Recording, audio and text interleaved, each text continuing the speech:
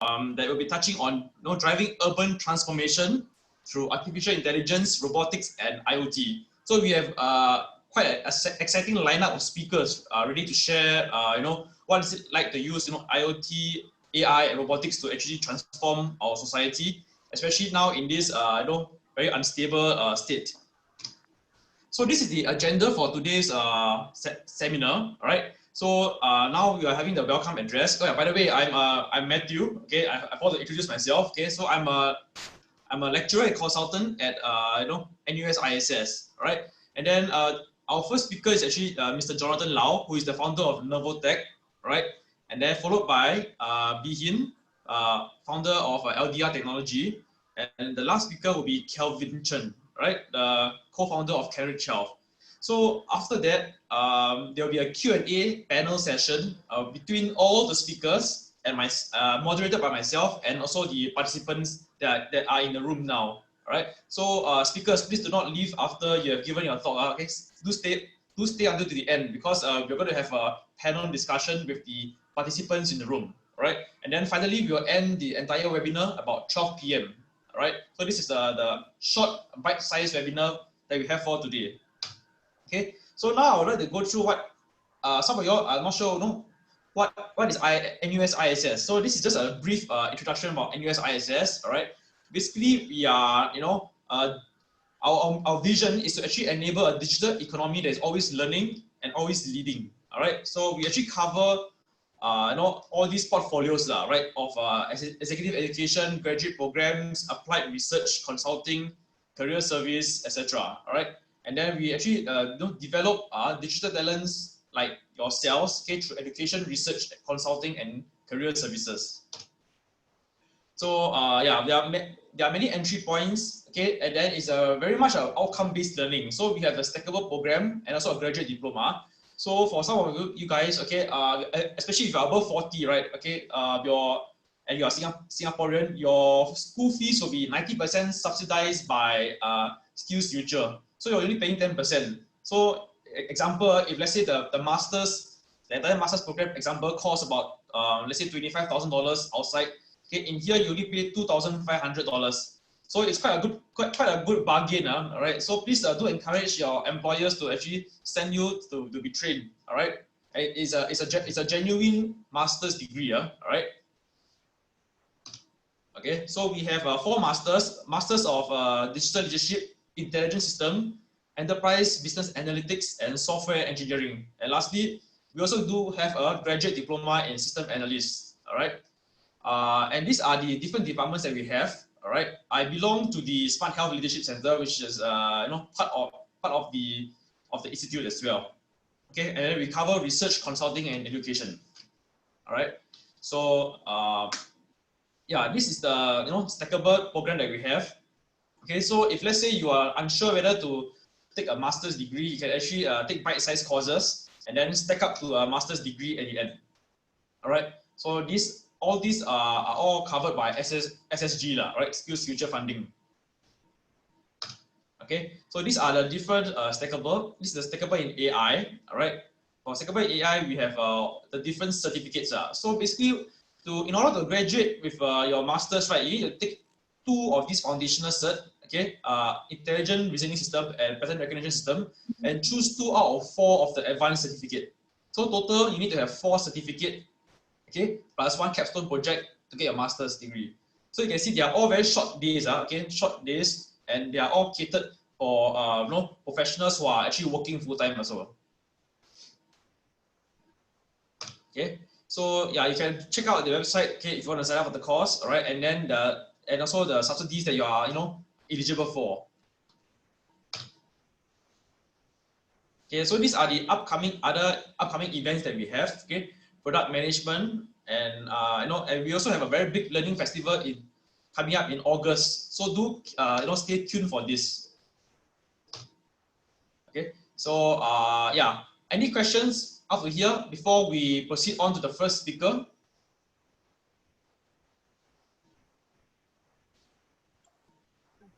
Okay, so if not, okay, we'll proceed on to the first speaker. Can I invite Jonathan? You can begin your your sharing of the slides. Yeah. Hi, thanks, Matthew. Can everybody hear me? Yep, loud and clear. Okay, perfect. So thanks for the introduction. My name is Jonathan, and I'm here to present to you the awareness system. Um, let's begin with a short introduction. So this is me, fighter pilot by training. I did not leave to join politics. That seems to be the the goal of fighter pilots now. But no, I left after 13 years in the Air Force. I got a qualified flying instructor, and I thought, yeah, I just want to start businesses. Came out, I founded prepperfly.com. It's still running. It's doing well. I handed that off, and now I have this project that I'm excited to share with you guys. So how I began on this journey is I started a company called Flight, and we used wearables to collect vitals, and we gamified the mood questionnaires to calculate a fitness to fly score for pilots. So we were on this mission to stop another Germanwings case from happening, and really wanted pilots to be ready for their flights before they, they boarded the flight and took on passengers to fly across the world. So we went as far as to start clinical trials with the Royal Thai Air Force. The RSF was interested as well, and then COVID-19 hit. So instead of just waiting around to wait for the aviation industry to recover, which in my best estimates are probably 2 years from now, we pivoted to survive, and now we have an exciting product to bring to the rest of Singapore and globally also. Okay, so before I begin proper, I want everybody to recall when was the last time you walked past a stranger, just you and that stranger in the open. Did you move aside? Did you walk around to keep your distance? So this change in human behavior only occurred in the last 6 months at the onset of the pandemic, as well as all the lockdown measures globally. So I think this happens for 3 reasons. First is obviously it's required by law, so you want to respect the law and you move aside. The other, I believe, is because of courtesy. You want to give the other person his or her space. But finally, of course, I think there's also this element of fear because you have no idea whether this person has the ability to infect you or pass an infectious disease to you.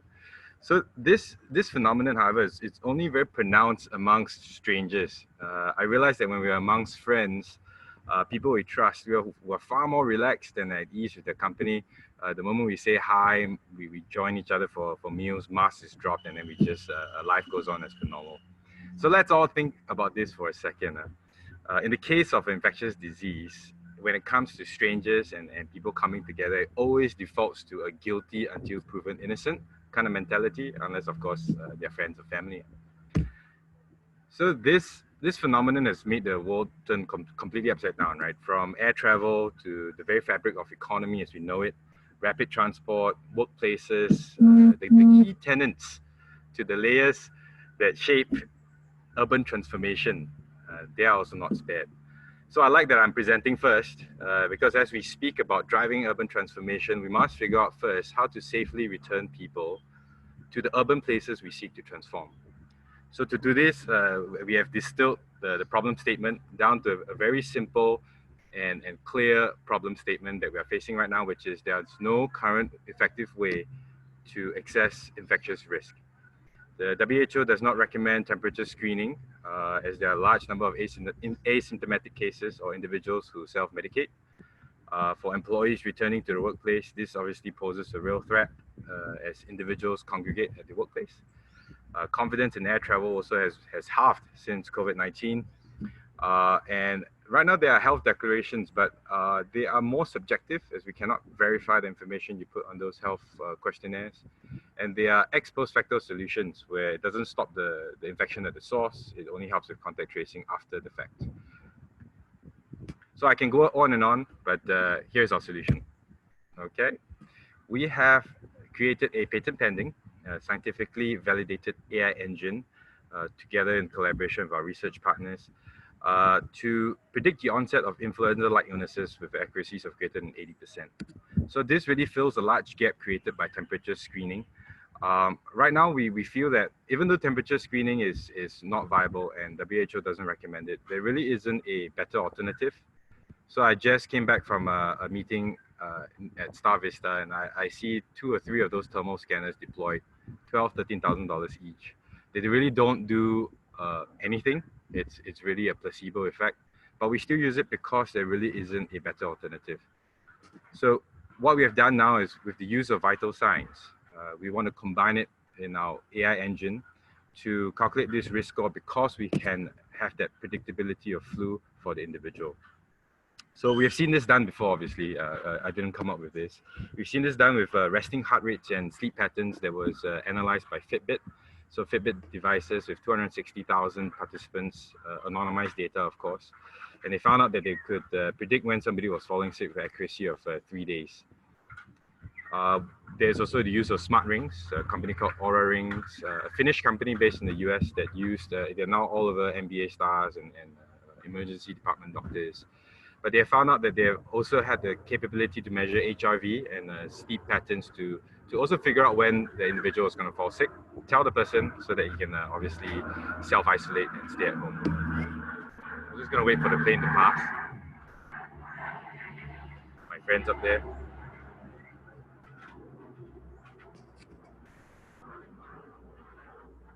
So our solution introduces a contactless method, which you'll see in the demo here shortly.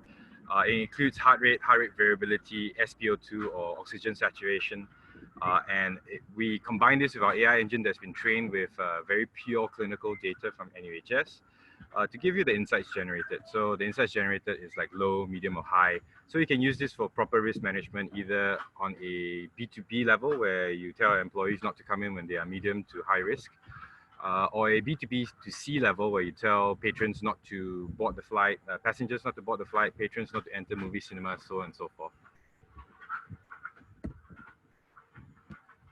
So this is our solution. It either uses wearables or the use of contactless vital signs. It combines it with our AI engine developed in collaboration with NUHS and CIDR. And then we display the infectious or the risk score for proper patient, passenger, customer, or employee management. Okay, so the use case that's that's taken the most traction on this is the use of air travel. So imagine now, passengers, when you do your online check-in to receive your e-ticket via the app, you do additional step, which is do this scan. It takes only 30 seconds. Combines your vital signs and a quick questionnaire about where you've been the last 7 days, and we generate a score. So a low risk score, obviously you're cleared for boarding. Medium risk is you're guilty until proven innocent, right? So you continue to do your scans until you're green. And then for high risk scores, obviously you're barred from boarding, but it also recommends you to seek medical treatment because of the vital signs that we have collected. So I'm just going to show you a quick video of how this works. I'm not sure if the audio comes through, but it's not really important.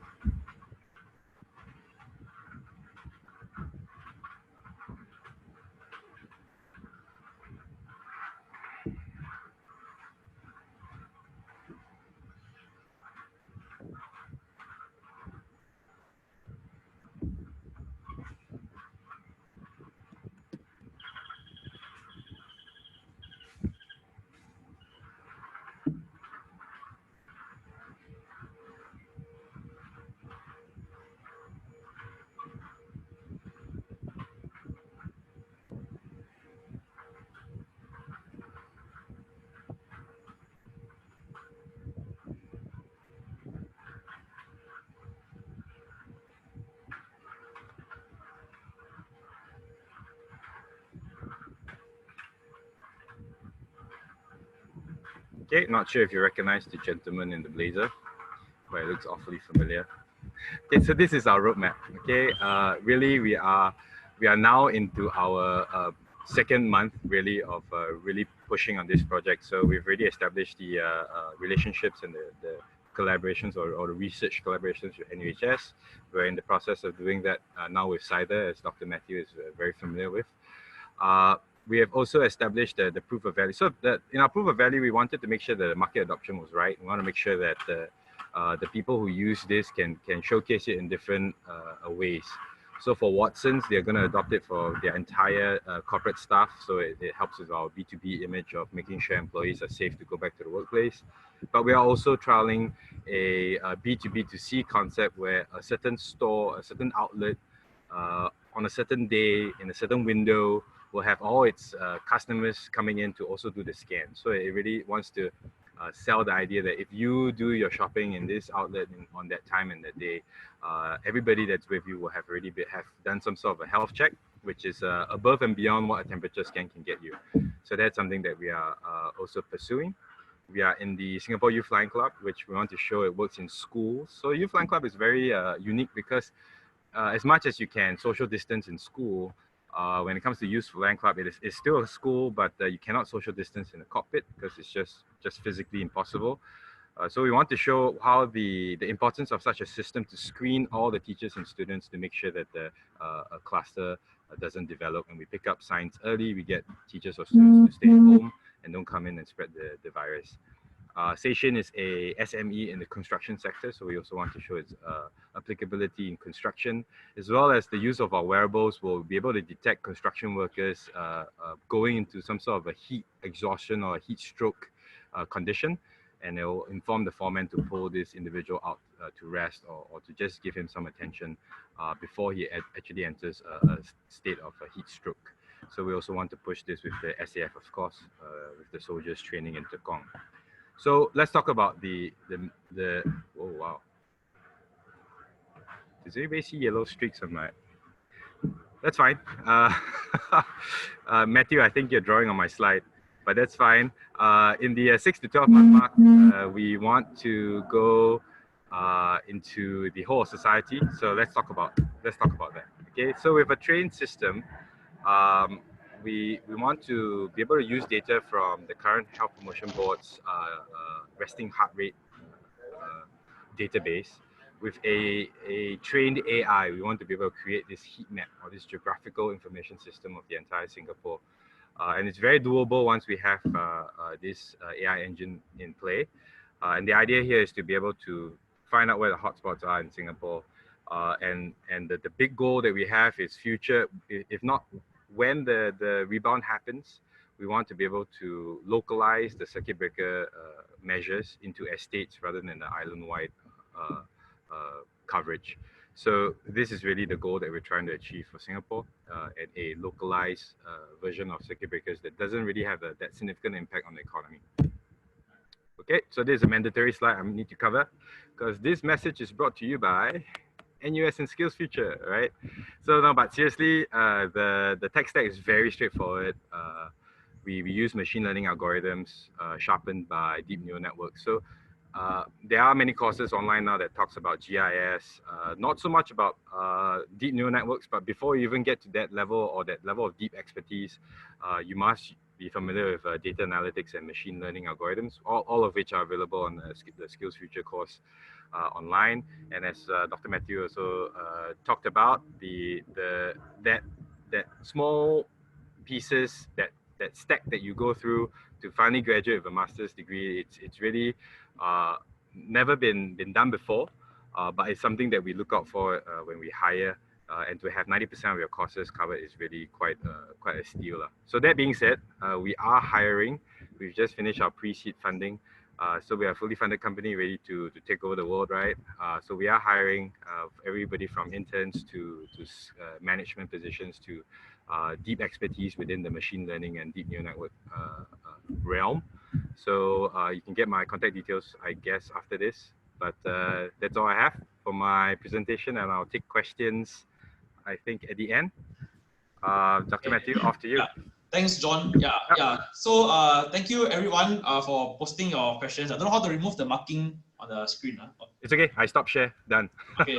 So yeah, we will address all the questions at the end during the panel discussion. So feel free to just jot down, in the chat or on your phone, so that you remember the questions, so that you can ask us later during the panel discussion. All right. So regarding the slides, at the end of the entire webinar, there'll be a QR code that will be flashed, and then when you take the survey, then we will send you the slides a few days later. Yeah. All right. So can I invite the next speaker, Bihin? Yeah, you can start to share your screen and then take us through your exciting journey. Yeah. Right. Thank you so much, Matthew. Okay, everybody can see my slide? Yep. Yes. All right. Okay, so I'm going to talk about robots, a suite of world-class robots that we have brought in from Israel, from China, from Taiwan, in order to help our local economy here fight robots. But right now, of course, our ASEAN partners are also very interested in what we have been doing right here. Quick intro about myself. I was previously Commander OCS, retired age 43, and after I do so, we have been around building this company. We specialize in location-based product and services in AR, in VR, and right now, because of COVID, we moved into robotics. Last 12 years, we have been doing learning transformation for education, for defense, where we have long-term contract to do learning transformation for 6 military school. But sometime 2 years ago, we were invited by Singapore Tourism Board to use a platform that we have built over the last 12 years. And right now, going to third generation to use our solution to benefit the travel industry. We are now moving into manufacturing as well as healthcare sector. Solution already present in 4 countries, in Israel, in Sri Lanka, where our solution was launched nationwide, as well as Malaysia. And right now, the Philippines, the Indonesians, and the Vietnamese are very interested in what we are doing. Our vision is to enable anybody anywhere in the world without programming knowledge to transform their own industry with technology, and they need not to be programmers. Our mission is to help to create jobs in a new economy. Very saddened by the fact that already about 8,000 companies have closed down here in Singapore. In the US, have destroyed more than 40 million jobs. And so we hope that, and we believe that we can do our own part to create jobs in a new economy. And also to integrate the various community and help everybody become better stewards of our environment. So how do we achieve it? Well, what we have over the last 12 years is this integrated business platform, and this is our third generation. This platform has an authoring platform, and with that we create content, and then we can create businesses where we pull in vendors, distributors to reach the customers. We've been using that for location-based AR, VR solution. You can see on the screen right now a whole host of solutions for education, for the government, with attractions, and also for Singapore Tourism Board. So this is how we have been doing, using our platform to transform training, education, hospitality space. But what I'm going to talk about today is how we can use the same platform to bring about this switch of professional service robot. I'm not talking about industrial robots. I think we are all very familiar with this industrial arm, Industrial 4.0, but because of COVID right now, the service industry is very badly hit. And so this is where we also feel that robots can play a role for people who are affected, for staff who are concerned, for management who are also very concerned about the onslaught of COVID within their space. So this is where I'm going to spend a lot more effort, that these 2 sectors are sectors that we have identified to be blue ocean. AR, VR is expected to grow to 160 billion market in the next 3 years. We have been in that space for the last 12 years. And professional service robot, likewise, it's going to grow in the next 2 years to 77 billion. So these have been our key customers from schools, government, corporate, which I'm not going to elaborate. But at the same time, our solution, I just like to point out the fact that over the last 6 years, almost practically every year, we have been winning award. The most prestigious, I think, is this Asia Pacific ICT Award competition, where we competed against China, Japan, Korea, India, Sri Lanka, Australia, New Zealand, and ASEAN, and our solution came in top. Yeah. So this is a Singapore-built platform, able to create job in Singapore and help our local company expand from where we are overseas. So this is where I'm going to jump right into professional service robot. We got interested in professional service robot sometime in February when COVID hit Singapore, and become very obvious to me that he has entered into dormitories and creating havoc. And of course, my good friend, General Sidna, who was appointed as the Joint Task Force Commander to help arrest the problem of this COVID spreading across the dormitories that are very crowded and very frightening for healthcare workers to enter into a dormitory, facing hundreds of people and sometimes thousands of people. Will they themselves be infected? And how then do they rapidly differentiate those who are affected and those who are not? So this is where I call him up as well as Commander OCS. He was one of the young upstart. So I told him, I said, hey, Sid, do you think a robot will be solution? Will be interesting to help our healthcare worker help arrest the problem of COVID, especially in the foreign dormitory. So this is how we got started. And our solution, as I've said before, is we bring in world-class robots from China, from Taiwan, and from Israel. They are all proven robots, and they are all world-class, award-winning robots. So we want robots that have proven themselves to be able to fight COVID first. But secondly, we work directly with the factory. And our, as a tech company, we work with their technology staff. And then what we do is we then enhance the capability, bring about localization, and then finally put in place this command control solution to give management full visibility of all robots that are being planted on the ground, and to track their performance as well as the data that have been generated. Robots is not new. Professional robots are not new in Singapore. Some hospitals I've spoken to, nursing home, have already experimented with robots, even hotels. The issue is several of these robots have become relegated to white elephants, because as they bring these robots from the international community, even from China, from different companies, they realize that localization is a problem. And they do not have the engineering capability. And even if they have, their engineers are actually, this is not their key function. So having to manage a robot, having to trace after a robot, and having to send people to kind of chase after a robot doesn't make sense. And finally, several of them abandon their experimentation and they are kept in the storeroom. So this is where we feel that having a command control dashboard, giving management full visibility of all robots that are brought from all over the world that are localized will be useful. So this is a visual of what we believe we can do, both for the healthcare as well as the hospitality space. What you see down here is this range of robots which summarize. You have robots that provide safety and security, robots that provide telepresence solutioning, and robots that can do food delivery, or what we call service delivery. They not only food, but they can deliver medical apparatus as well as confidential documents. So the first set of robots that we are going to talk about, safety and security robots. So what we have here, of course, is different type of scenario. What if you are a large organization, convention center, a hospital with huge flow of traffic? What do? Well, our recommendation is to have these multi-purpose robots that can scan up to 200 people per minute, and at the same time detect those people who are not wearing masks. And beyond that, when the traffic dies down, for example, in the evening, to be able to then do disinfection role.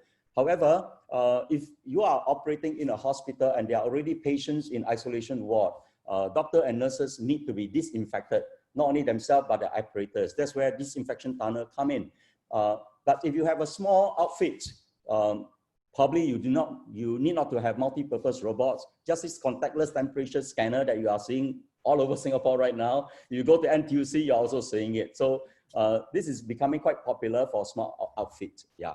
So this is the visual of how this safety and security robots can work independently or together to provide total solutioning for an outfit. And of course, these are all the tech specs out there. I'm going to share these slides with all of you at the end of the presentation. So I'm not going to go into details like this, but I thought it would be useful for all of you just to take a visual. So how does aimbot, for example, this is an indoor version. Outdoor version is A3s. They are multi-purpose robot.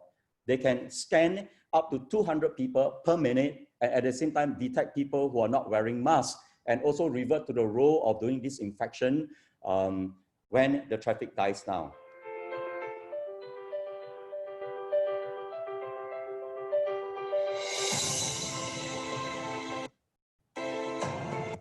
Sorry, I was clicking the wrong button out there.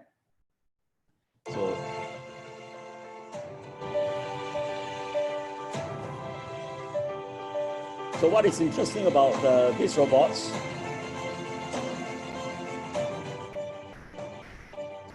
is this extended arm and neck with surveillance camera. And while you can set it on patrol, you can also place it on a stationary basis. Have normal body temperature. To be able to scan huge number of people moving in and out of an environment.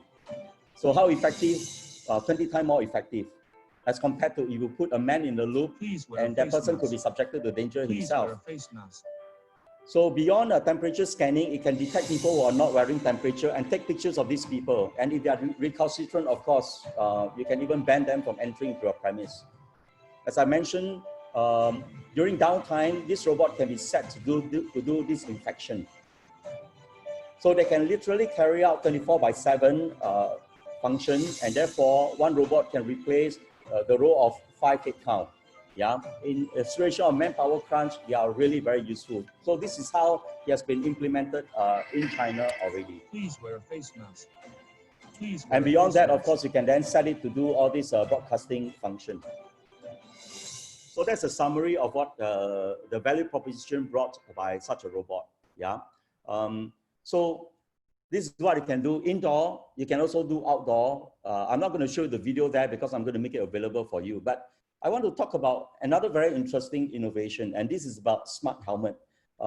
What if you go to the market and there's a huge number of people or in a bus terminals, and you just want to assure the general public that, well, the government is doing the very best it can to weed out people who may not be keeping social responsibility or who may be running a temperature.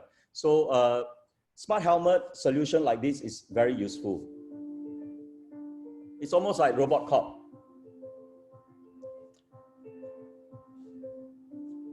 So this is highly mobile because it is a human being, right? Rather than setting a robot along a main street, you put a human being, a health officer armed with this robot. It's scanning the environment, and it's management by exception. Instead of testing every single person, whether they are running a temperature or not, the health officer just put on the helmet and then scan the environment for people who are running abnormal body temperature. Not that anybody running a normal temperature are COVID patient, but they are suspect. Therefore, these people could be isolated, and after that, then of course, you can subject them to the swab test to make sure that indeed they may or may not have been infected by the disease. Yeah. So I move on to the next class of robot. That's for security. Thermal scanning, I think all of us have seen it, but just for the benefit of people who want to have a deeper view, what a good temperature scanner should do is something like this.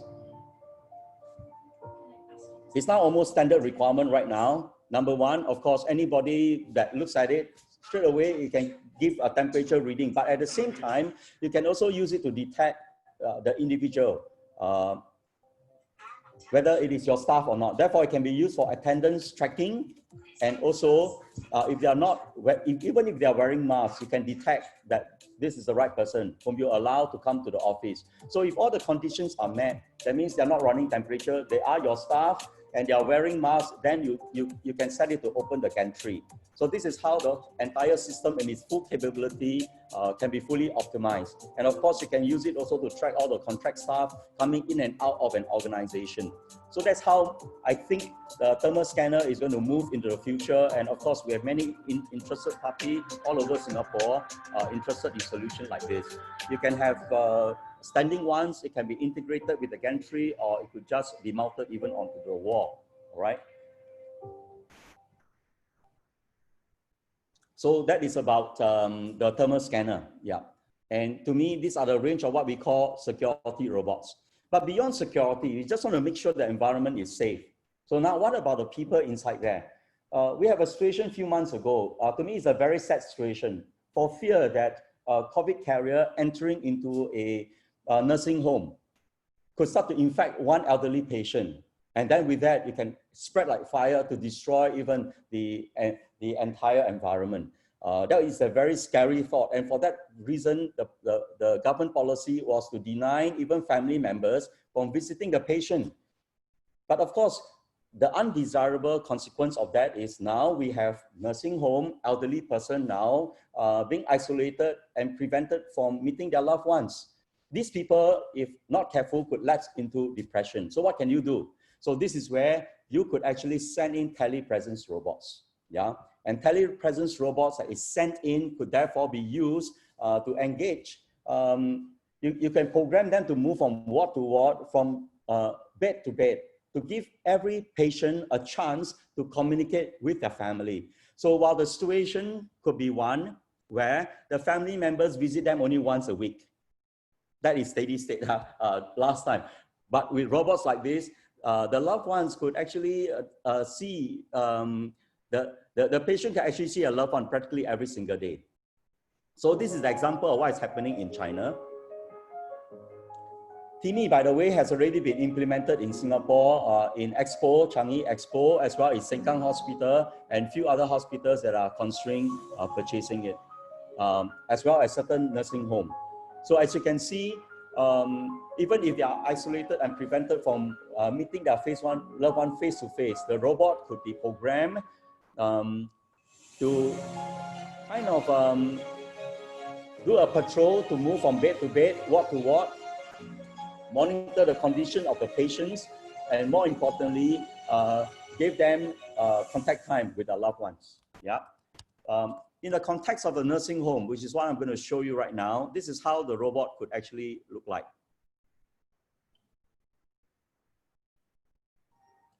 Get a real-time bird's eye view of your projects. Create project plans. There you go, smile.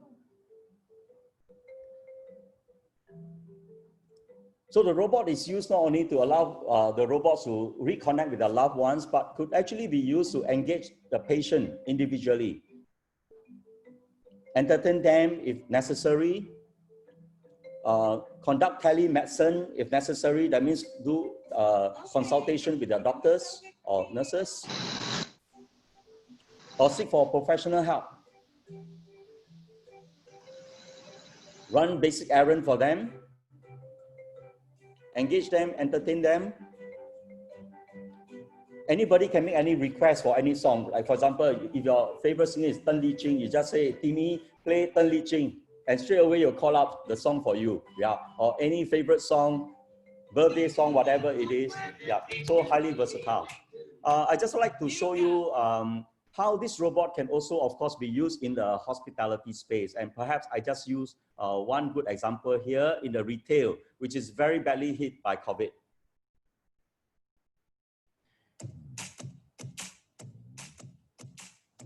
By the way, this robot actually competed in China and beat all the Chinese robots and emerged as the best innovative robot of the year 2019 in Shanghai. It also competed in US and also came in top. I got a couple questions for you. How much does this big one cost? Do you have this in another color? Where's the pasta? Which one has more memory? Going to the pasta. Can babies drink coffee? Because I was thinking this is like baby size. I like that color. So in the retail space, it can be used not only to engage the customers, but also to promote the goods, to connect with the experts, Now, if these are made in Italy, promote product and services, provide more information. Aren't you adorable? This robot can follow people, can lead people, right? So very interesting solution. That's our partner actually out there. Okay, so I guess I've shown you enough of what telepresence robot can do. Yeah, it can liven up the place, and of course, it can also help reconnect patients with their loved ones. At the same time, it can make a difference in the service industry. The last thing I like to talk about is the last set of robot is a service delivery robot. So this is where now in the environment of hospitals, yeah, you also want to minimize contact between the staff as well as the patient. But when it comes to food time, then what can you do? So this is what robots can do. You can send in robots like this, and of course, they can be open shelf or they could also be secured robots. These are the tech spec, but what can such robots do? Well, let me just show you this little video to show how robots can actually go to the kitchen, collect the food, be programmed, and then be moved from bed to bed, from ward to ward to deliver food. And several of these robots can work very closely together to make a difference and to minimize human contact.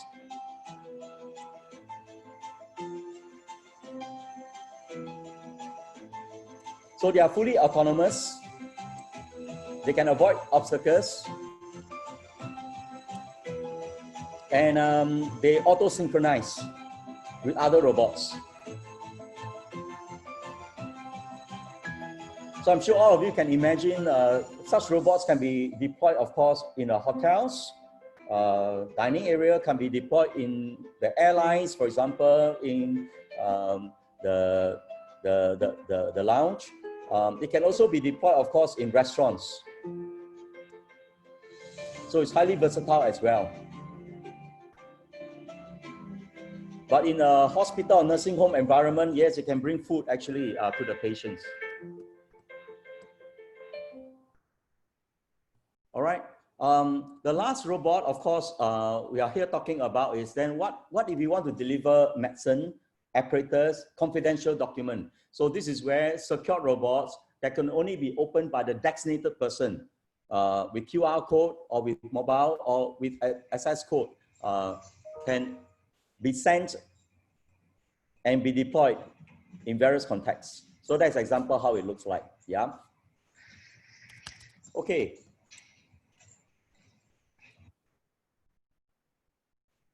So this is what I've shared with all of you. 3 sets of robots.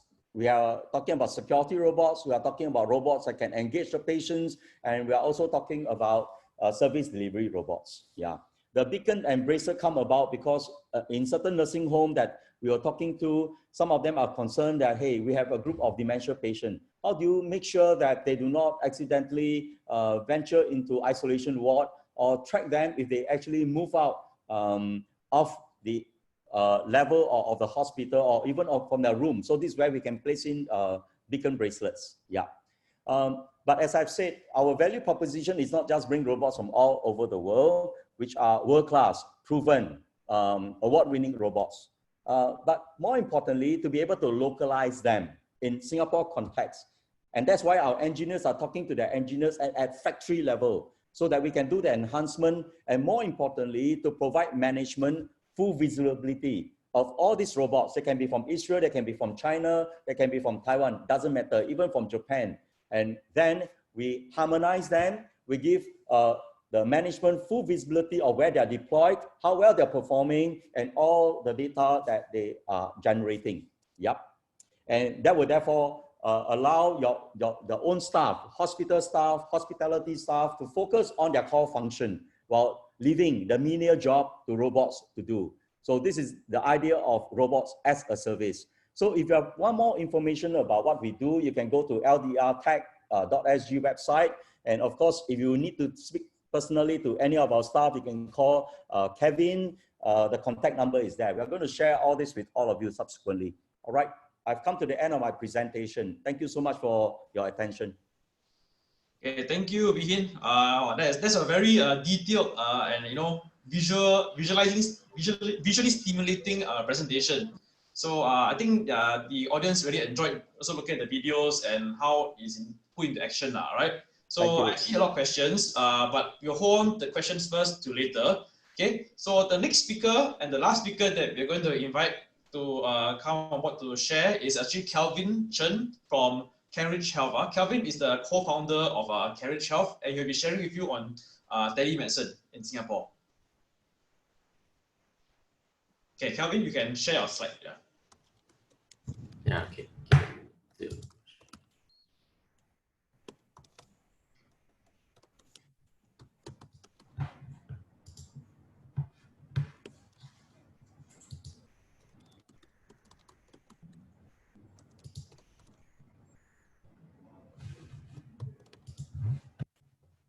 Okay, can everyone see the screen? Yep, we can see. Okay, morning everyone. So today I'm here to talk about a bit about driving urban transformation through AI, through IoT. This is post-COVID and how it will affect us. So a bit about Cambridge, a bit about myself. I was previously in healthcare for the past 10 years, and I was previously the Vice President of Healthway Medical, and Cambridge is a new company that we have formed in the past 2.5 years. So far, what we've serviced is more than 2,000 clients.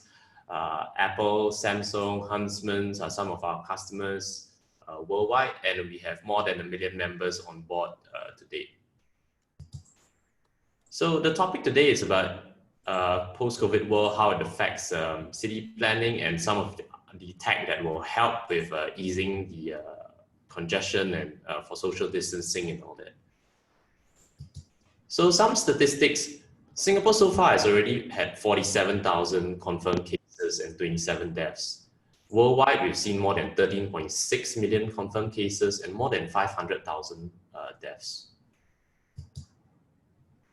We are facing an impact at the moment. We are facing an economic recession. There's decrease in daily activities, and it's affecting both local and international businesses. So how COVID is helping to reshape the cities that we are in? Can we possibly contain future pandemics by changing the way we design our offices, our urban spaces? These are a complex set of factors that have influenced how COVID-19 has played out across the globe. But despite these variations from country to country, it seems clear that population density and international connectedness have made some areas particularly vulnerable to the spread of this virus. These three main areas are your homes, your office spaces, and urban spaces that we are in. These cities also stave off contagion because residents have better and more convenient access to healthcare facilities. So during our circuit breaker period, a lot of the businesses had to close. Our restaurants, our bars, our hotels, and of course our beloved bubble tea cafes and all that. A lot of the construction in new development was also halted on our MRTs, on our projects, on our private homes and all that. And just as we've become aware of every minute feature in our own homes, we've probably memorized the Grab delivery menu as well. We are also confronting the limits of public space. The streets are empty. I love driving to work during that period. Infrastructures like parks, swimming pools, gyms were all closed. Playgrounds for our kids were all closed. They all had to be trapped at home with us.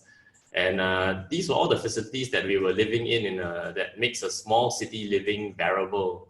So the threat of exposure to the virus is quite real. So in recent years, conventional city planning wisdom has returned to increasing urban density. Higher densities of living are grouped around public transport infrastructures. These are perceived to be more sustainable than low density and urbanization. Lots of countries have been rejuvenated by bringing back high density living and living the social and economic fabric.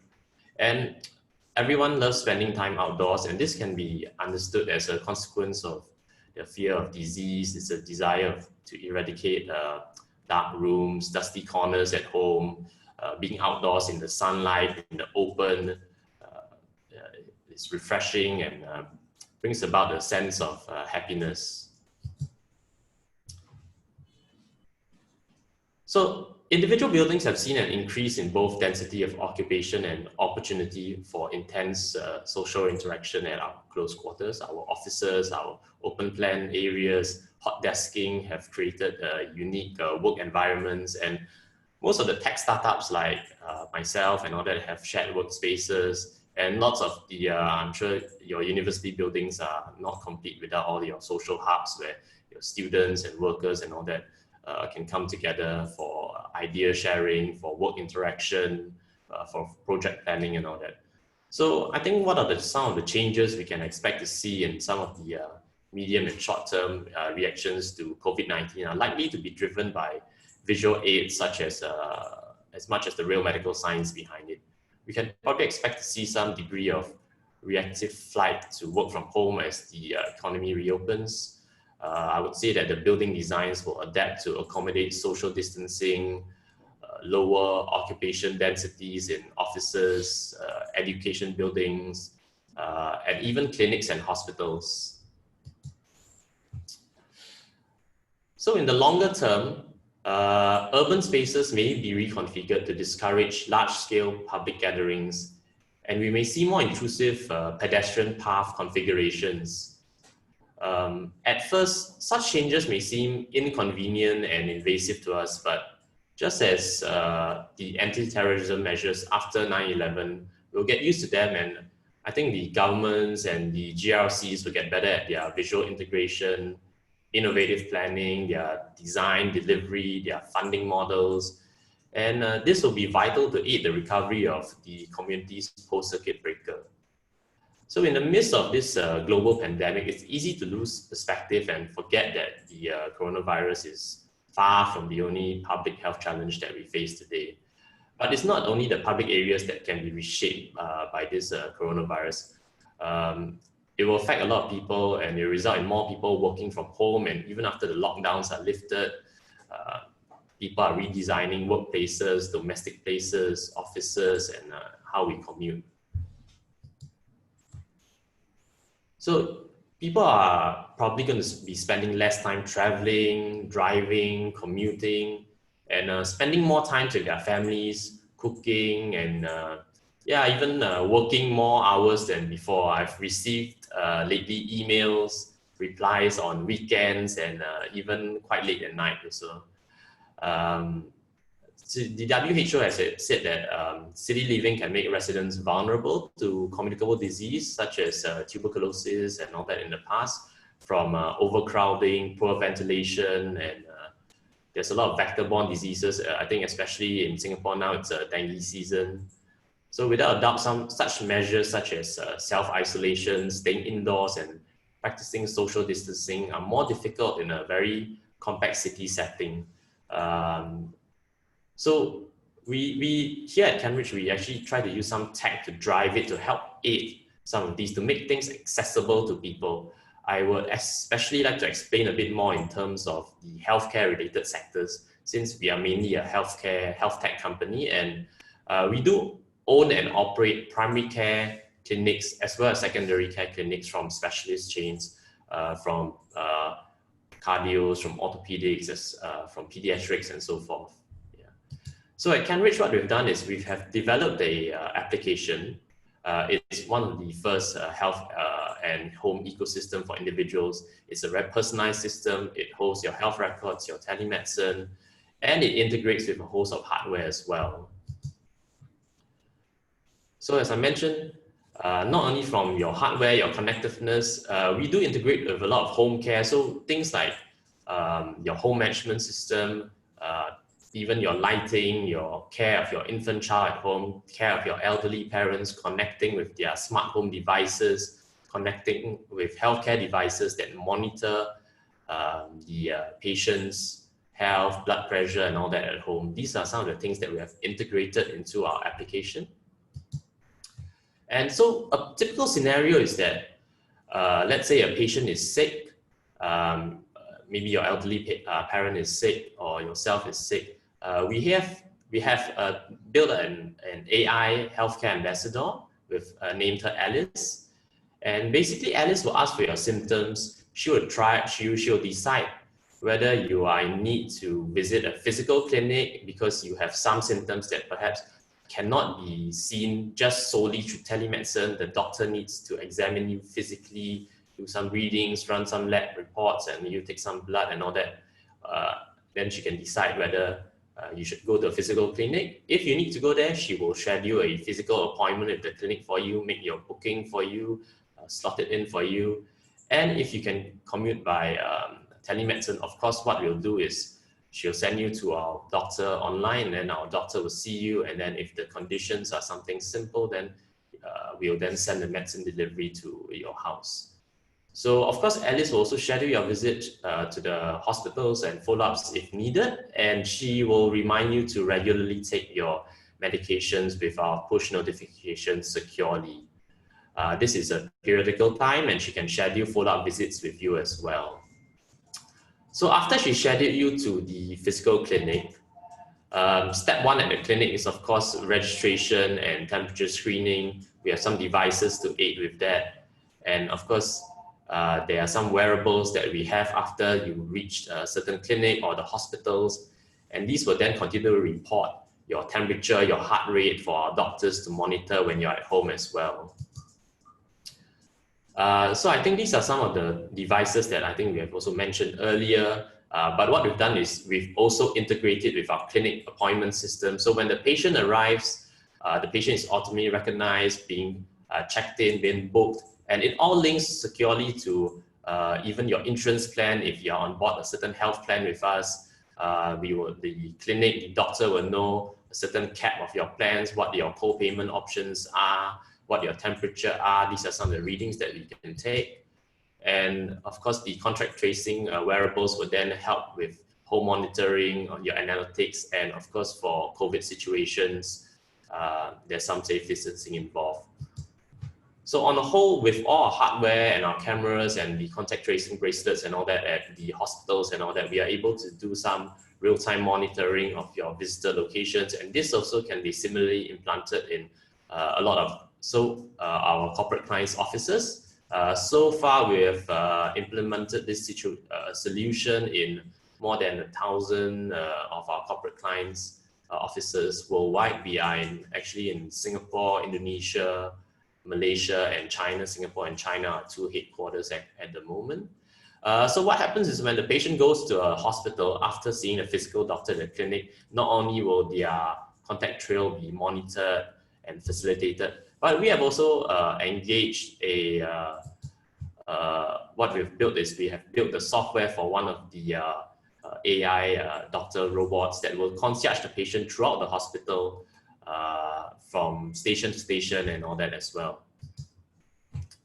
So I think overall what we've done is we are very based in healthcare and medical clinics in traditional ways, but we have tried to build out some tech to help with this post-COVID solutions and how to try and make things easier for the public to get back to work through a whole host of community platforms.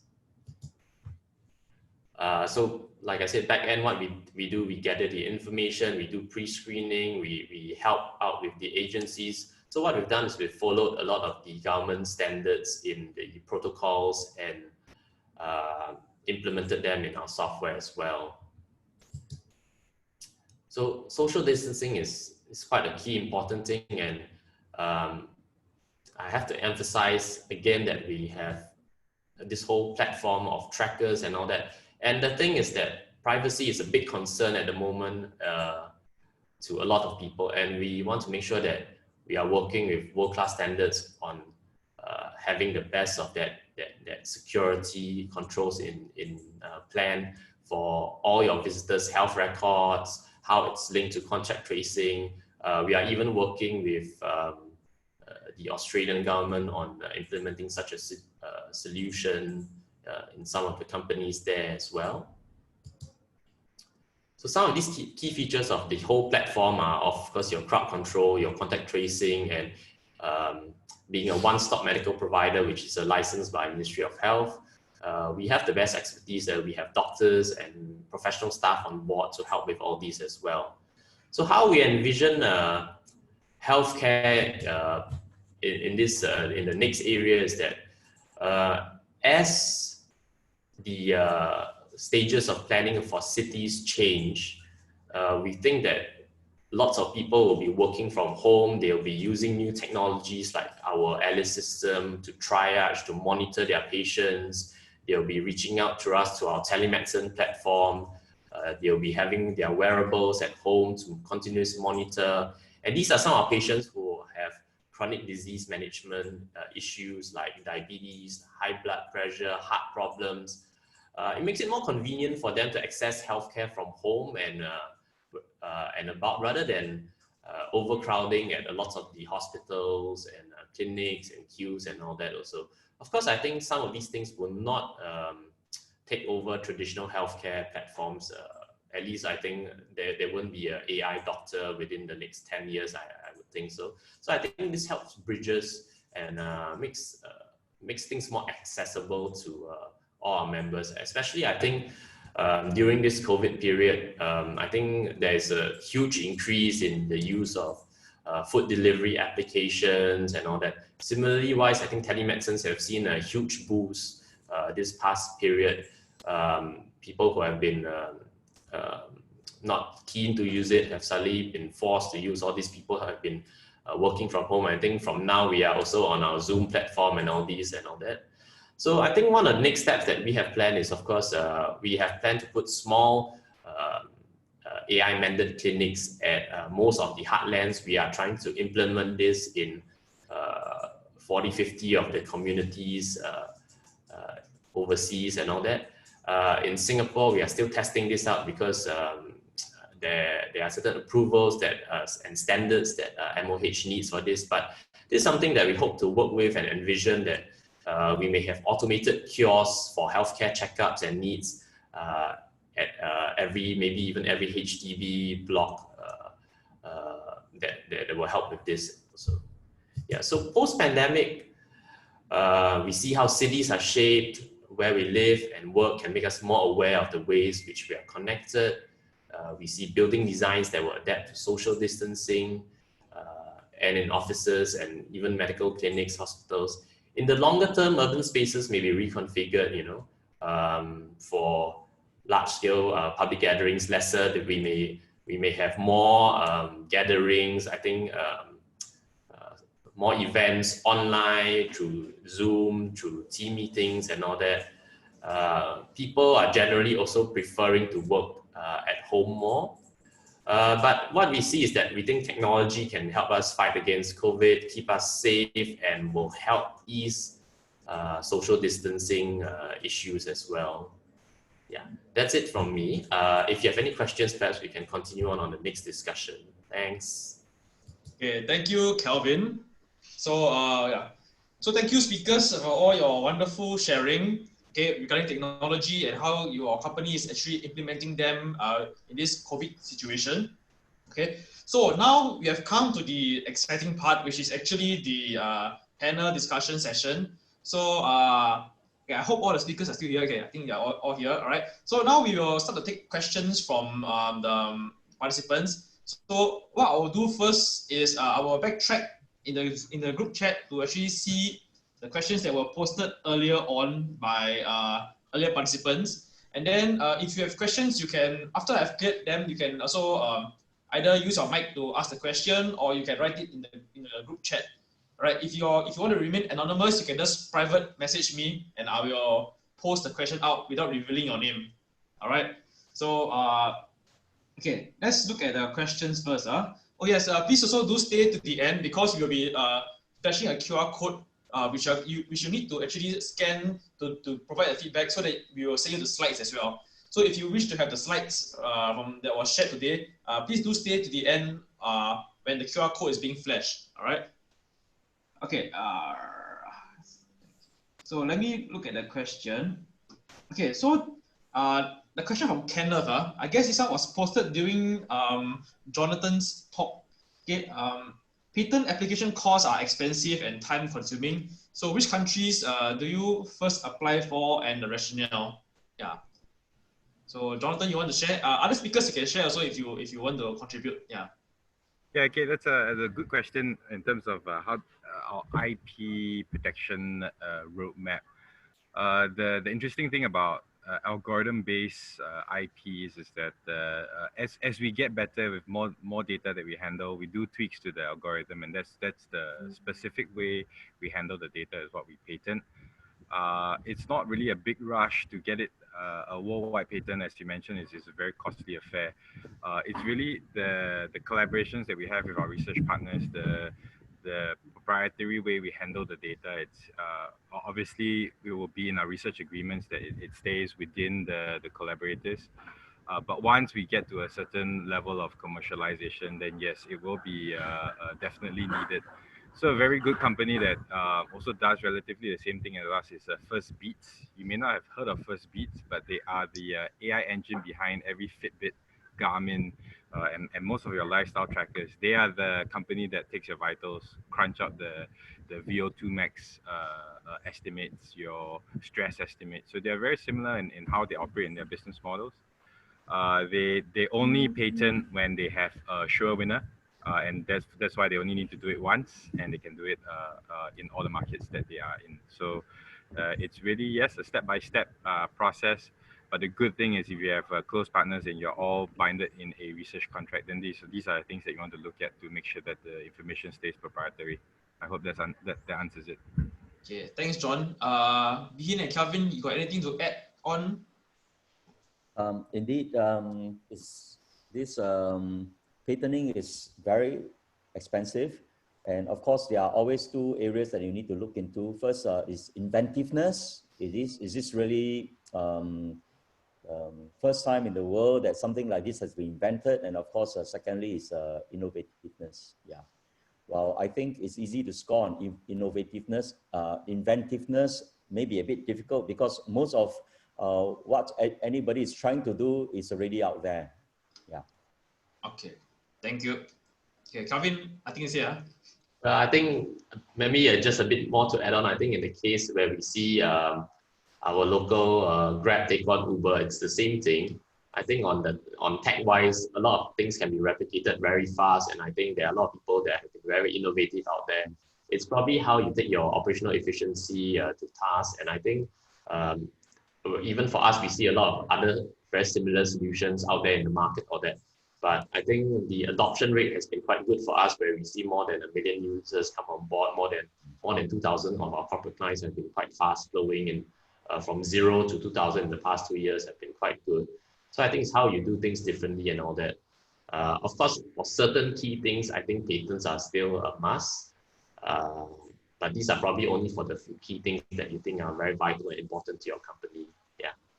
Okay, thank you, Kelvin. So just to add on from the side of the moderator and also from from the holistic perspective, yeah, patent costs are expensive and it's very difficult to protect your patent, to enforce it. So what companies we should choose is actually to adopt it as a trade secret, or going fast, capture the market fast, and then move on and constantly innovate. Because if you were just to patent your invention and hold on to it so tightly, right?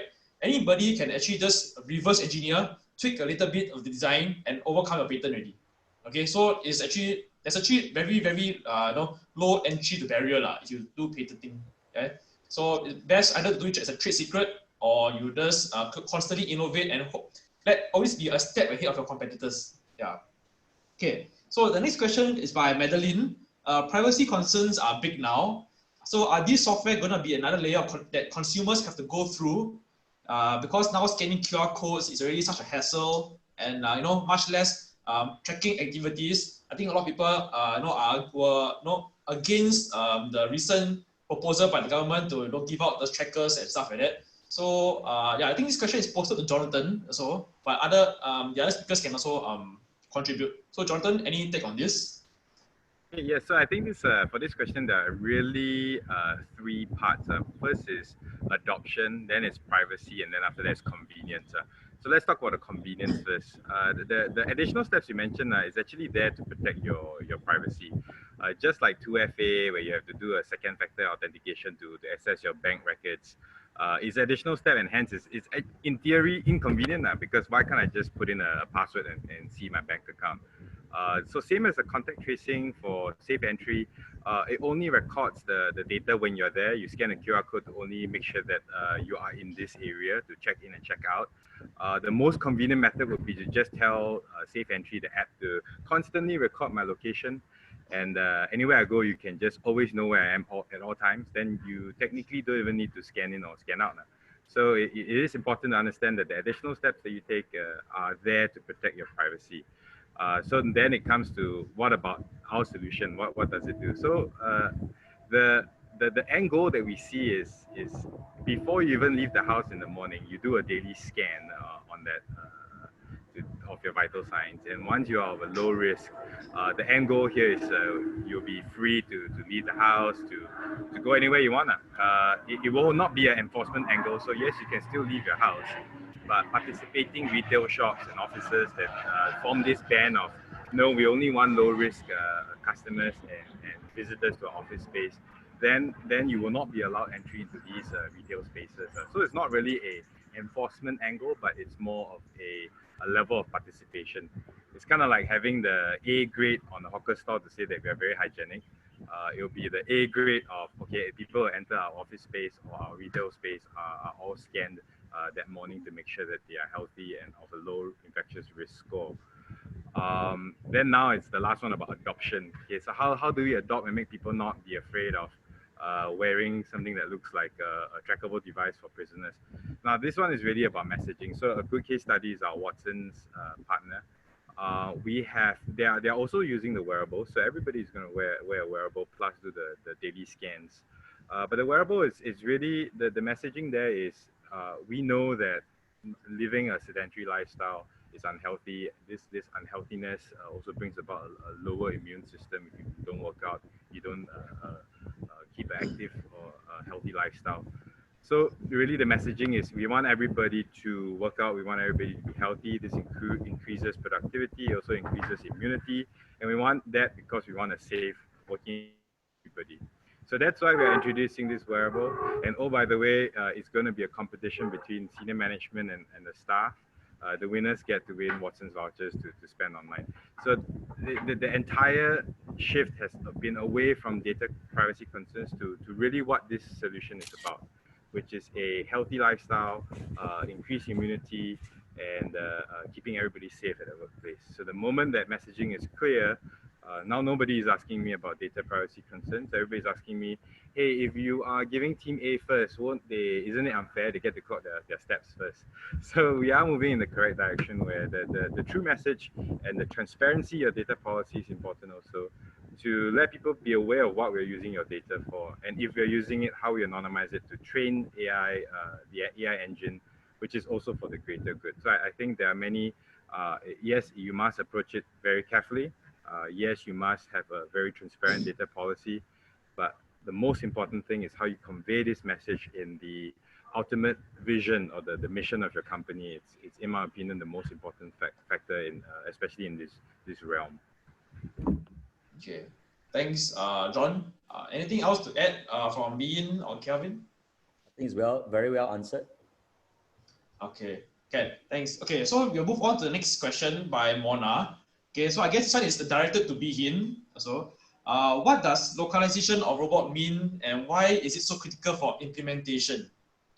Well, first, these robots, if you buy from Israel or from China, sometimes they are in the Chinese language. And so the first thing, of course, is the correct language. Second is the context. For example, some of the nursing home that we speak to, while TIMI is useful in certain contexts, how do you make a TIMI really relevant? For example, some of the nursing home that we are speaking to have dementia patients. Question then is, how can TIMI serve this dementia patient? And the answer, of course, is we can create games. You know, all those reminiscence game that could help the patient be able to get better connected, to reflect about the past, to be again connected with their family. The third area of localization, of course, is that instead of just independent robots, here we are talking about providing the management full visibility of all robots that have been implemented, be they from China or even from Israel. This aspect of a command control dashboard is extremely important to many management that we have been speaking to. Otherwise, they will find themselves chasing after independent robots that by themselves, they are very capable, they have their own internal software, but they cannot communicate with other robots, nor give management a full visibility of the other companion robots that have been deployed within an environment. So that's what we are talking about in terms of localization. Of course, localization could also mean customization. The local needs are a bit different as we speak to hospitals, to hospitality sector. And this is where having and working with an engineering company like us makes sense. We have a platform that's already world-class, and all we need to do with our own engineers is to be able to know what are the needs and therefore be able to enhance it. So this is where working again with the factory level is important, where our engineers is working with our engineers and we have full access to what is behind at the back end. Okay, thanks, Bean. So the next question is from Jie Pan, also regarding robots. So she asked that for the non-contact infrared thermometer, I think for robots, do they have the CE mark or FDA approval before they enter Singapore market? Actually, if you are talking about contactless temperature scanner, all this has already been cleared, and that's why they are being deployed in many places here in Singapore. The core technology behind is actually a German technology. Okay, I see. Okay, so Yeah, this one is not a question, but yeah, Madeline says that she loves your robots because it looks very cute. So thank you. hope they get implemented in Singapore. Yes. Okay, so yeah. Jade has a question for you also. Do you design the user experience of the robots? First, robots are just designed specifically for a certain purpose. And this is where now, having spoken to our customer, we can be, as an engineering company and as a tech company, we are able to add new capability and therefore look into the learning, the user's journey and be able to meet their specific needs. And for that reason, we come up with this entire suite of robots that, of course, can be designed a bit differently and customize and to meet different aspects of the industry. The need of the hospitality space as well as that of the healthcare will be a bit different. For example, a robot like Timmy being deployed in context of a hotels. How can Timmy be deployed in a hotel? Well, first, Timmy can be used to receive the guests. And not only receive the guests, help in the check-in. Timmy can also be used to send food, you know, like, for example, we are talking here about room service. More importantly, when the guests have settled down at the lounge, Timmy could actually move to them and then share with them about the environment, promote the product and services of the hotel, and even show a visual of what is it like to explore out of the hotel and where are all the points of interest. So that's where that localization again and the customer experience could be further enhanced. Okay, thanks, Bean. Yeah. Okay, so the next one, I'll move on to Carriage Health. Okay, Kelvin. So we have a long question from Jiepan. So Kelvin, if you want to open up your chat, I look at it, no worries. Yeah, so she has 4 questions for you in one listing. Okay. So can doctor access the NHIS to seek patient history record? Will patient data stored in your system comply with PDPA, Cybersecurity Act, or HIPAA or HITECH? And how do you ensure data accuracy? And also regarding drug delivery, how do you engage dedicated logistical delivery? Okay, so how you answer? Yeah. Sure. Well, so for the first one, whether the doctor can access NHIS, at the moment, the doctor cannot access NHIS. I think these are for security reasons. I think the data with the public healthcare patient records are now being double-checked very securely in follow-ups to the previous Sing Health breach and all that. So at the moment, the government will definitely not share any patient data with the public side, with the private side. But what we do have is we do have a network of more than 2,000 doctors in Singapore who are on our system. And we have secure checks for the patients in our app that if the patient has seen one of our doctors previously and consents to sharing that data, his personal data with another doctor, he can then do it quite easily from that application. Worldwide, we have more than 10,000 doctors in China, in overseas markets as well. So all our data all the patient's data is actually owned by the patient, is securely accessible if the patient then wishes to bring it overseas and whichever doctor. So the patient can then maybe even do a cardio scan in Singapore, and then let's say if they go to Vietnam to do some plastic surgery and all that, they can easily bring that data then to show what they've been through previously to the doctors there as well. Our idea is that the patient is the only one that truly owns their own data. Yeah. So the second thing is, will the patient's data be stored? Yes, the data would definitely be PDPA compliant and it will be HIPAA compliant. I think we've learned lots of lessons over the past few years about data leakages and cybersecurity issues and all that. And patients' data are one of the most important. We've seen hackers try to get our PM's data and all that. So we are taking lots of measures, spending lots of money to make sure that all these are in place. Our CTO is Mr. Charlie Tan from Google, and our CSO is Mr. Chang Kim from previously CIMB Bank. So we are very going very hard on prioritizing security for these patient records. So the third one is how to ensure the data accuracy from patients at home. So through telemedicine, of course, there are certain things that you can do, certain things that you cannot do. You can assess it by certain features. The doctor will ask you for certain conditions on certain estimates. You can give on that. But of course, what will help is that there are certain wearables that we have now. We have our own, as well as even your simple things such as your Apple Watch and all that can perform a simple ECG, can do some blood pressure readings and all that. Of course, our own wearables can monitor their temperature continuously, and this actually helps. So like I said earlier, even if you don't have certain things of these at home, what we envision is you have simple booths, like photo booths that are equipped with some of this equipment in nearby communities. I think Singapore is actually a well-positioned place where I think at any moment you walk downstairs, you have almost 4 or 5 clinics nearby and all that. But in a lot of other countries, clinics are not that accessible to them. So I think all these wearables and telehealth pods and structures will actually help with that as well. So the fourth is drug delivery to patients at home. So actually this question, I would say we are a private company. So of course, profits are also definitely something we have to bear in mind. If you take a look at the food delivery companies in Singapore, I think they have also announced that even though during this pandemic session and all that, the deliveries are up, but they are still not profitable. Delivery cost is actually quite expensive in Singapore. So we have a few different models in different countries.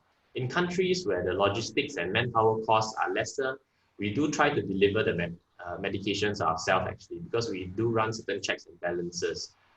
For countries where manpower is expensive, then we do work with a local logistic provider, but we also make sure that we work with them on secure checks and balances when the patient receives their medication, whether it's delivered to the right person, who signs off, what identity is shown, because we are talking about medication and here. Yeah. So it's a bit different in different countries. Okay, thank you, Kelvin.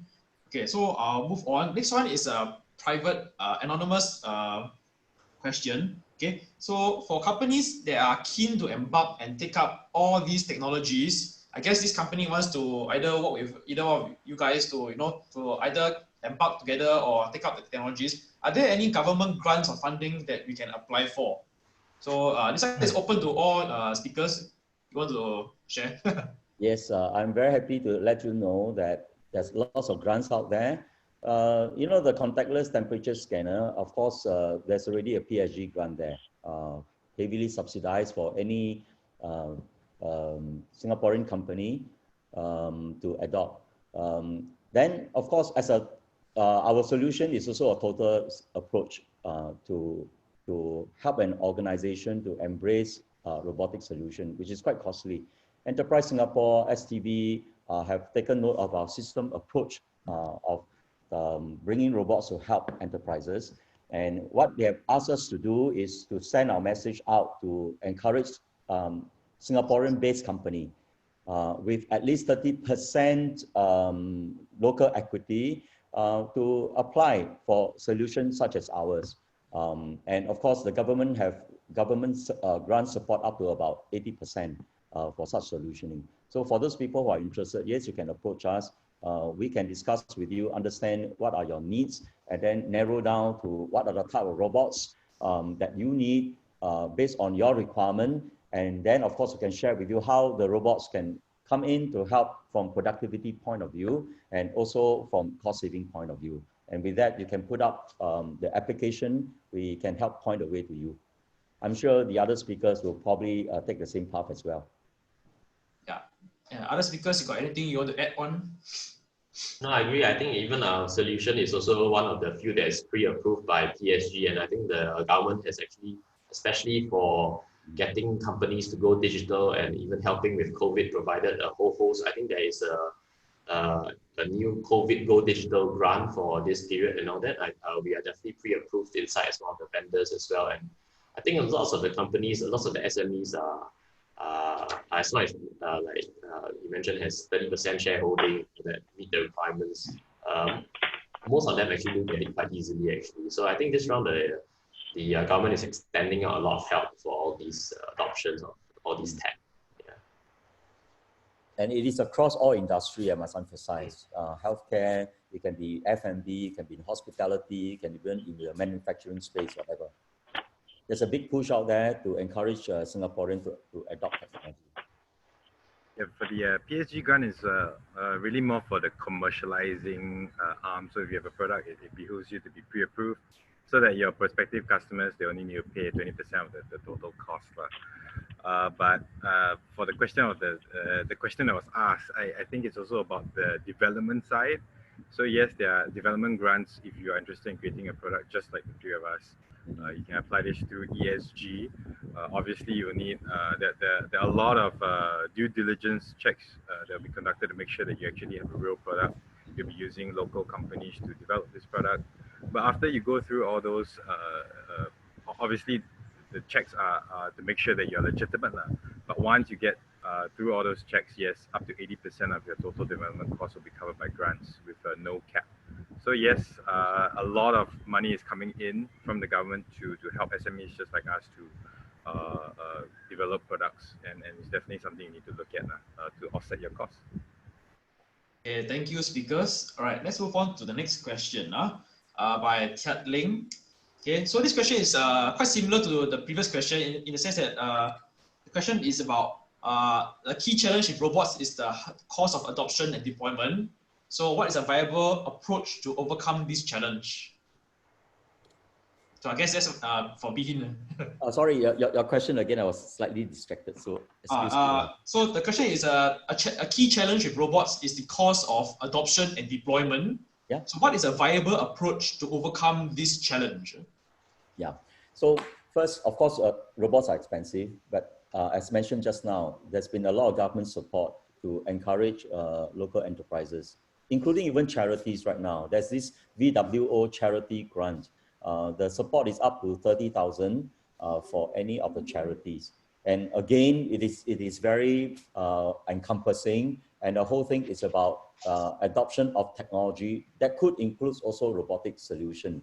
So what is a viable approach? Of course, is first, be clear about your needs. You need not to have all the robots, the entire suite out there. I think the list is endless, but be clear about what are your needs and how can the robots come in to minimize human contact. Number two, reduce your manpower need, especially to allow your own key staff to focus on the core business and let the robots then take in the menial tasks. So once you're clear about that, then there are grants out there that has been mentioned about this EDG grant and other EDG grant. There are two aspects. One is development. Do you want to develop on your own? Or secondly, do you want to adopt automation? If your answer is yes, I just want to adopt. Adopt means solution that are already out there in the market. The government said yes, this solution of course must be proven solution, and of course all our solutions are already all proven. And you say, well, these are the leads that we want. Then what you need to do is just put up the application under the EDG grant under this category called automation. And once it's approved, the government will support you up to 80% of adoption. Okay. But sorry, the other point I need to mention is, but beyond just adopting robot by itself as it is, if there's any need for additional development, so that is where the other aspect of EDG grant come in, developmental costs, that can also be factored inside. That means you can bring in a robot as it is. However, if you have special need, engineering company like ours, or like even what Kelvin is doing out there, can come in to support you with additional developmental capability. And all this, the government will support your adoption. Okay, thank you for the insights, Ian. Okay, Yeah. Next question is open to all of the panelists. Okay, by Esther. So, are any of you involved in behavioral analytics, and how advanced is this area of implementation in Singapore? Because I think she's interested in its adoption and progress for the education sector. Yeah. Maybe I can start with this one. So we have also been using and developing, of course, telemedicine for mental wellness. I think mental wellness is a new big area. It is quite known in the States and overseas, but it's something that is a bit of a stigma, but I think it's picking up in Singapore. What we've seen previously is we have used telemedicine, consulting, behavioral analytics on our platform, on our AI to monitor our patients, especially in the childcare area actually, for working with our child psychologists, kids with ADHD, and some of the adolescents and adults. We are working with some psychiatrists, psychologists, and counselors on follow-up on all these treatment. But lately what we've seen is we've seen an uptake in people reaching out to our psychologists and our counselors because of this COVID situation.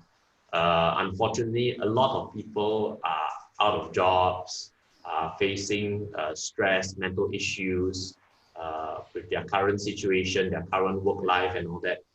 And we are using some of these to continuously monitor and at least what we've seen, we're trying to provide an AI to at least give them some help and counseling and need be. And we definitely want to monitor some of these so that at least we know that if it's a more serious situation, then we can alert some of their next of kin or someone immediately to then reach out to them, go physically, see them in person, and then have some care for them also. So I think in Singapore, I would say that lots of people are interested in it. There are lots of startups coming out with a particular interest. The adoption, unfortunately, is not that widespread because, well, the money to be made off that is not fantastic at the moment. But we've implemented that as a feature across our members to have a sensing of how that helps with, for us, of course, on healthcare as well, on the patient's recovery, the patient's mood, their state of wellness and all that. Yeah, I hope that answers the question on my side.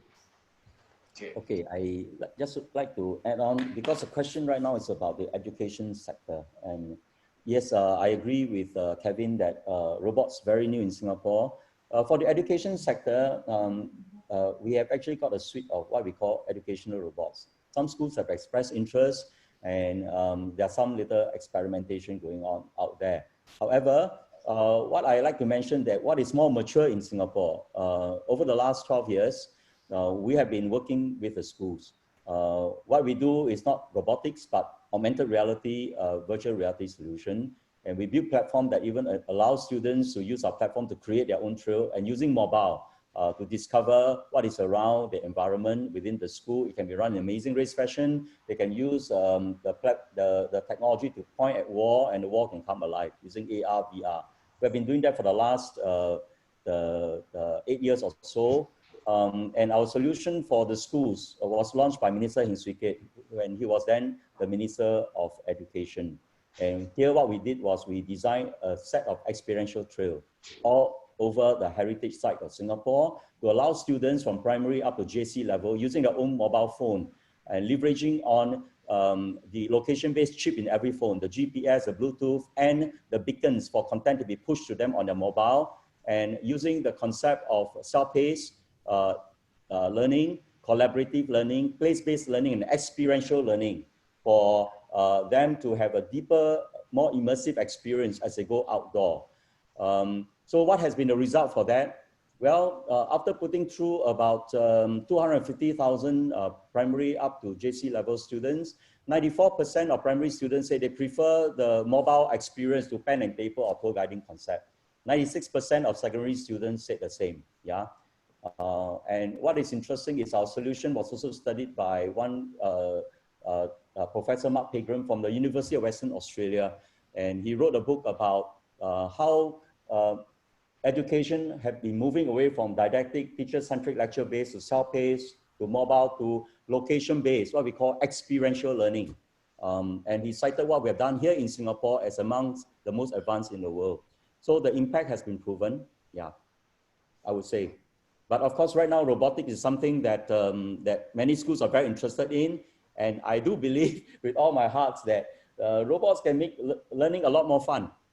Just like augmented reality solution can make learning a lot more fun. Like you go over to the garden or nature park, you use a mobile, you scan. You can see some endangered species pop up, literally. And you can engage with them, you can take pictures with them, and more important, you can learn what is causing their endangerment and what is it that you can do to protect them. So we are more interested in that. Yes, of course, we can get in contact. I can show what we've been doing over the last 8 years or so with Ministry of Education and the Ministry of Defense, as well as in the tourism space. And here we are talking about location-based experiential solutions. Okay. Okay, Thank so you. Yeah, for yes. my Okay, yes, John, for you got a my question? yeah, just to add on, for obviously our solution is not really much for education per se, but more for the B2B2C where we're looking at the retail space and customers. Retailers are obviously a little bit more cautious to introduce these additional steps for the customers, because in the current climate, if you get a customer walking in, it's a big deal, right? You really don't want to rock that boat. So we have seen traction gain in the Montessori or the childcare early education programs in Malaysia, where parents are a little bit more comfortable with their kids using our solutions to go to school to make sure that other kids are okay. So in terms of behavioral analytics per se, it's really a very small subset for us. It's just to ensure that adoption is taken slowly.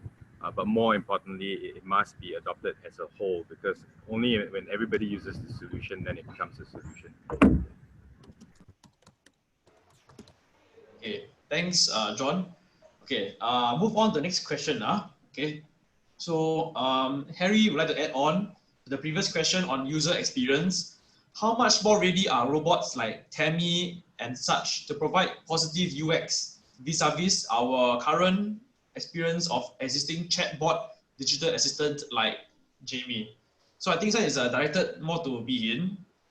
So yeah, how you answer that? Yeah, I'd like to share that, Timmy is a very interesting robot. It's a robot from Israel, and it kind of is Android-based but open source, which means that you can build a lot more capability into it quite easily. And so this is where a lot of innovation is taking place, and that's why Timmy is so versatile. It started off as a home robot, yeah, to engage, to actually accompany very senior people at their home so that their family can get in touch with them, and the robot could actually kind of help these senior people, remind them to take their meal, take their medicine. If they are lonely, entertain them. Anytime they want, they can contact their family. But so that's where it started off. And Timmy have competed I mentioned in China as well as in US, and it came in top. So with that, we have seen over the last few months that Timmy have moved across from the healthcare over to the hospitality space. Yeah, and the reason why it can do so is because of this the open source kind of platform where you can add a lot more capabilities into it. So that would encourage innovation to take place. Okay, thanks, Bin. Anything else to add by other speakers? Whatever. Okay. Perhaps I can just add. So why is it different from chatbot? Well, chatbot and digital assistant, you're just literally looking from a screen to a screen. Timmy is very different. Timmy can follow you. Timmy can lead you. Timmy can engage you. The interesting thing about Timmy is that whenever you look at Timmy, you straight away lock onto your face. It's almost like a young kid looking at you. And you ask questions, then of course, based on the AI capability, you can train Timmy to be a highly intelligent kid. Yeah, they kind of accompany you, almost like a dog, but a lot cleverer than a dog. Yeah, because dog cannot speak, right? But Timmy can. It's a very cute robot, and we love it. Okay, thanks, Bin. Okay, question by Ian. So buildings designed today may not be friendly to robots. In terms of doors and lifts, most are not automated. Hence, an owner has to deploy several robots rather than a few robots. Are you aware of any policies by BCA to make our buildings to be more friendly to robots? Something that is similar to making our buildings to be more friendly to those who are physically challenged. Yeah. So it's about Bihin, I think. Yeah. Okay, I think already we are here talking about smart building. Smart building in most circumstances are already designed with not only all the sensors and all the smartness, but also friendly to, let's say, people who are physically disabled. So it comes with RAM and all that. The biggest impediment for an autonomous robot, of course, is it cannot climb steps, right? However, if there's proper RAM and with proper placement of sensors. It could even communicate with the lift. It can open lift. This has already been done in hotels in China. Yeah. So this robot can be fully autonomous. That means it can go over to the kitchen to collect food. And then after that, it can open up the lift and based on certain programming, can then, of course, bring it over to the specific room, depending on which level, directly to the room level. Yeah. So a building can be designed to be a lot more friendly to human. And of course, we now know most of the smart buildings are designed like that, friendly for even people with physical handicap. And when it's designed like that, it will also be very friendly for robots as well. Yeah, that is true, right? I think that you can see the new type of HDB flats and buildings. They are all designed specifically to meet the needs of the disabled and also robots, Yeah. Right. Okay, so we need not to think. The answer is we need not to think. Will government be thinking of design building to facilitate the movement of robots? No. They are not thinking like that. They are thinking to facilitate movement for everybody in Singapore, even those with physical disability. And when they start thinking like that, it will also be very friendly for robots to move around. Yeah, right. Thank you. Okay. Question from Jin Min. Do you foresee that robots will replace a lot of jobs in service industry in the next 5 to 10 years in Singapore? If yes, what is your recommendation on the skill sets to build for these workers, these human workers? It's a sensitive question. Yeah. So yeah, begin. Yes. Okay. The world is changing very fast. That's why part of our mission statement, we say we are here to help to create jobs. For example, already in the tourism industry, we are working with STB and we are sharing, of course, the whole world have become FITs, free independent travelers. Because of COVID, it's going to get worse. That means people do not even want to travel in groups. So what does that mean? It means that right now, even our tour guides need to be 21st century tour guide. And they need to leverage on the fact that all travelers today have a smartphone. Therefore, if they have content, they need to be able to rapidly create content, publish it on mobile. And it could be specific to them. It is their trail. They can add in merchants and all that and monetize from it. They can even run like a business. So that's what we are now doing to help part of the transformation that need to take place. So it's about equipping people. Like what Buckminster said, if you want change, don't talk about change. What do you need to do? Equip people and change become its natural course. So this is where right from the beginning, Matthew, you're talking about the whole suite of courses out there. Yeah, to allow people to be re-equipped. And it's only when they are able to be re-equipped, they have new skills, then the transformation will take place. So the government is doing a very wonderful work right now, trying to encourage people of all walks of life, working with universities like yours, with polytechnics, like even with ITE, and encouraging a whole segment of people, especially PMET, that are affected right now, to be able to move into the new economy. Yeah. So helping people to work with robots, yes, I think ITE is doing a great job in that. They are already conducting courses on robotics and automation.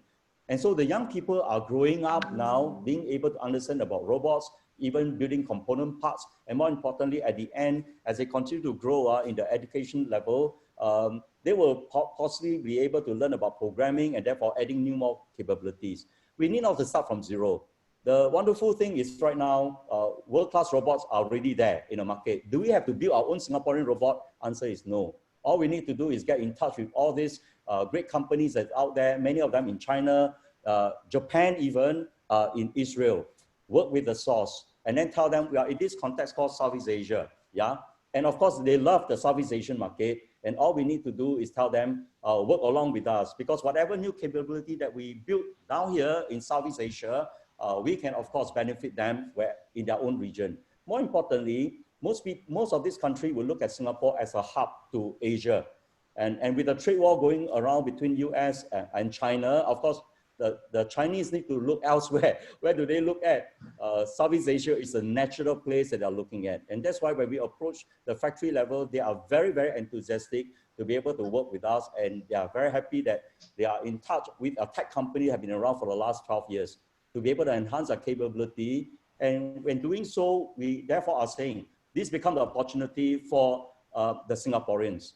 Because once we're able to work with the source, And with the creativity of a local Singaporean, then the local Singaporean having equipped with new skill can look beyond Singapore to the whole of Southeast Asia. Indonesia itself is such a huge market. They are the fourth most populous nation in the world. They're just our neighbors.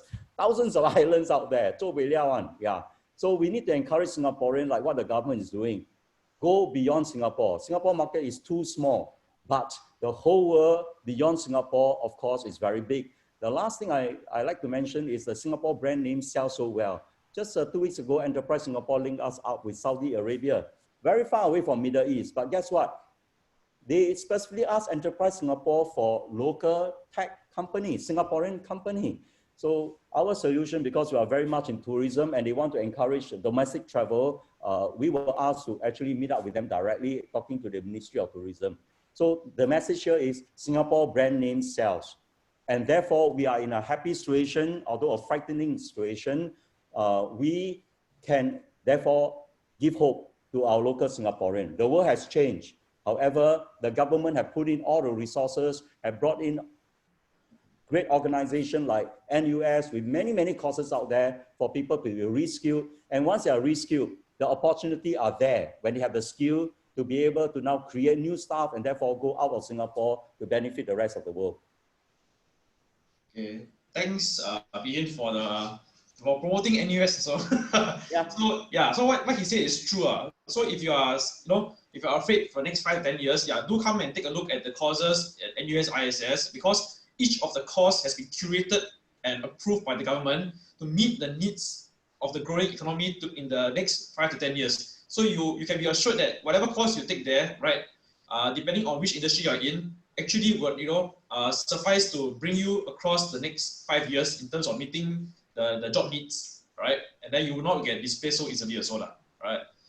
And okay. Jimmy, can I also just add in one more point? Because you specifically asked, could robot replace a lot of jobs here in the service industry? Well, the sad reality right now is that there are, for example, in the dormitories right now, 500 over vacancy.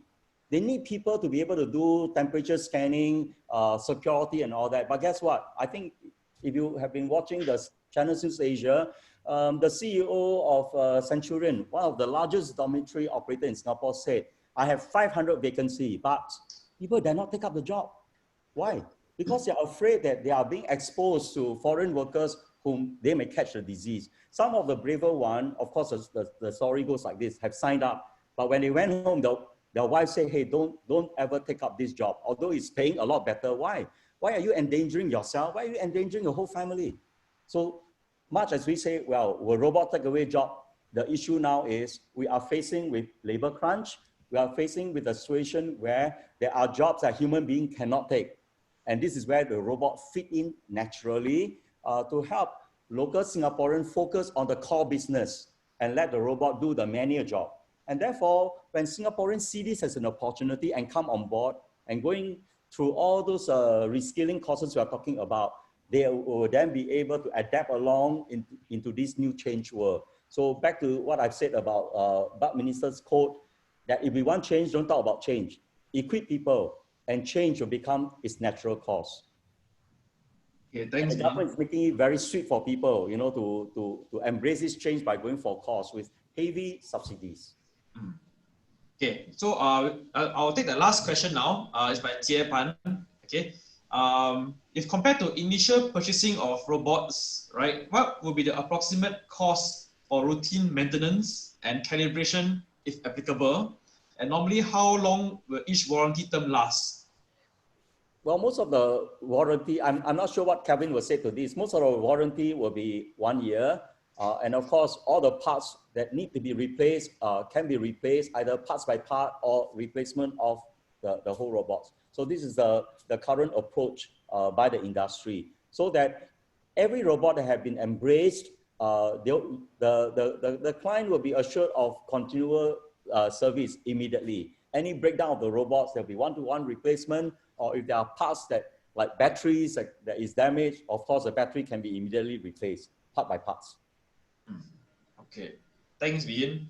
Okay, so unfortunately, we have to come to the end of this webinar, right? So now I will share okay, before that, I would like to thank all the speakers here who have so kindly sacrificed 2 hours of your time to actually share about your company, your technology, and also the application for Singapore. So can we just give a virtual round of applause again from wherever you are? Okay, although I cannot see you, but yeah, I assume you're clapping now. Okay. So now I will share the QR code. All right. The QR code, once you scan, you provide your feedback and your email, we will actually send you the slides. And then from the slides, you can actually contact the speakers if you wish, because I think the emails are in the slide. So with that, I will now do the sharing, okay, of the QR code.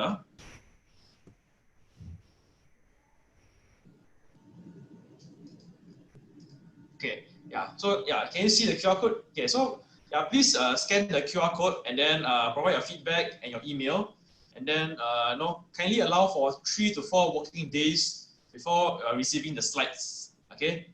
So with that, you have come to the end of the webinar, and I thank all of you and hope you guys have a wonderful weekend ahead. So goodbye and take care.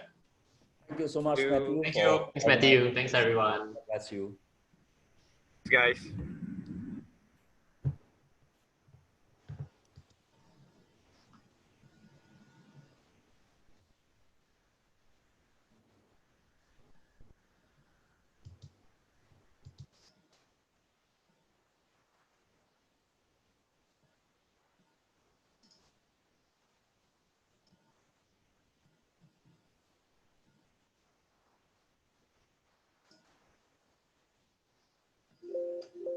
I'll be around if anyone have any questions for a while. Yeah.